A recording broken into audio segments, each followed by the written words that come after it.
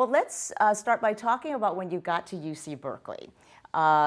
You came there planning to have a career as a doctor in the U.S. Navy, but then somehow along the way you became a leader on hunger issues. How did all of that happen? Yeah, so I was actually in my senior year at Berkeley, and I was walking down Telegraph Avenue when I encountered a homeless man who was begging for food.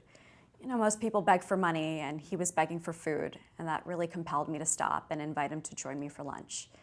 And during lunch, he sat across from me, just like you are, wolfing down his food. So he was unbelievably hungry. It wasn't like a ploy for anything else. And in between bites, he shared a story. He said, "My name is John. I just came back from my second tour in Iraq. I've been waiting weeks for my military benefits to kick in. And because they haven't, I haven't eaten in 3 days."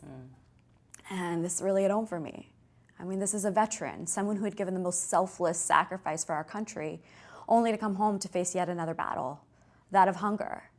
And then adding insult to injury, right across the street, Berkeley's dining hall is throwing away thousands of pounds of perfectly edible food. And so it's this very stark reality of those who have and waste, and those who are in need and starve, and those two people right across the street from one another. And what I realized that this is emblematic of a much larger problem, and that's that we waste over 365 million pounds of perfectly edible food every single day, meaning that hunger is not a scarcity problem, it's a logistics problem. And that's essentially the logistics problem we went off to solve.